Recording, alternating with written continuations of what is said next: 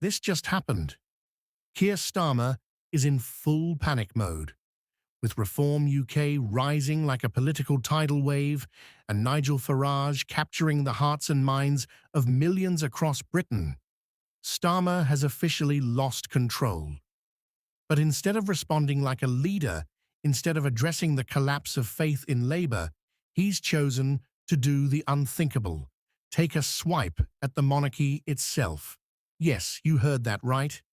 Keir Starmer, the man who claims to uphold British values, has just launched what many are calling a savage and thinly veiled attack on none other than King Charles.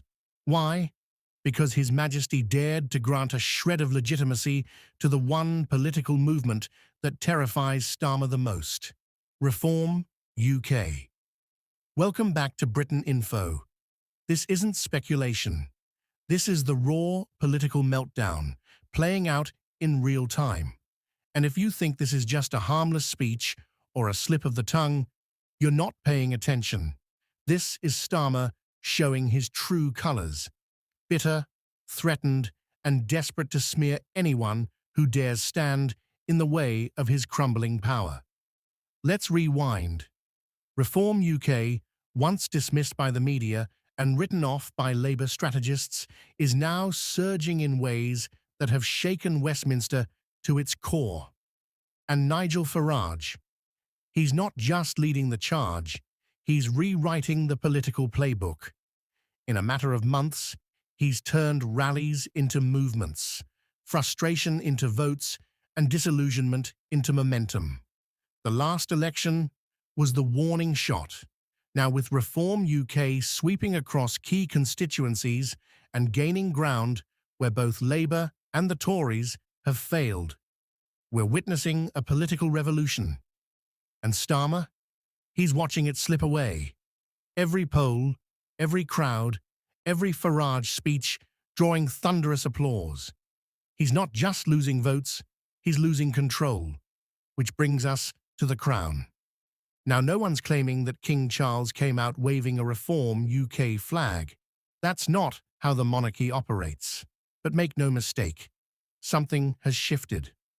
Behind the closed doors of Buckingham Palace, trusted figures within Reform UK have reportedly been granted political audiences, quiet nods, and enough proximity to royal events that insiders are calling it a de facto endorsement. And that's the moment Starmer lost it. In his latest speech, Starmer didn't mention King Charles by name, but he didn't need to. He used phrases like privileged institutions enabling democratic decay, symbolic figures normalizing extremism, and power being used to elevate dangerous ideologies. The message was loud and clear, and for millions watching at home, it felt like a direct accusation aimed at the very monarch who still commands more public trust than any politician in Westminster. This wasn't leadership. This was sabotage, an attempted hit job on the monarchy because the king had the audacity to treat Reform UK like a legitimate force in British politics. Let's be honest, this isn't about protecting democracy. This is about protecting Keir Starmer's ego.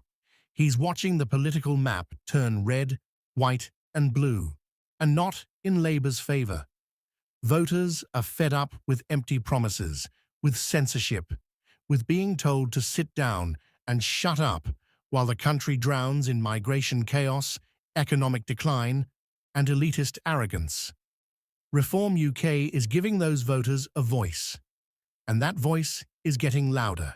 And so Starmer lashes out, not at the policies, not at the arguments, but at the crown, the very symbol of unity he once pretended to respect. And why? Because the king hasn't bowed to Labour's narrative, because Charles hasn't condemned Farage, because, for once, the establishment didn't shut the door on political rebellion. This is what panic looks like. Starmer spent years trying to brand himself as the adult in the room, the man of integrity, the man who could bring order to the chaos. But what do we see now?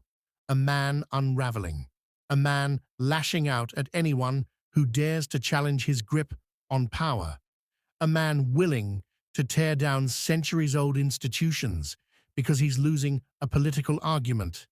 And meanwhile, Nigel Farage, he's not just surviving, he's thriving, using this very moment to show the public that Labour is weak, unhinged, and out of touch. He's rallying thousands, giving voice to the working class, and exposing the truth the establishment doesn't want you to hear. This was today's important update. We want to make it clear that our videos do not contain any kind of misinformation. Our only goal is to deliver true and verified news to you. If you enjoyed the video, please like, share your thoughts in the comments, and don't forget to subscribe to the Britain Info channel. Thank you.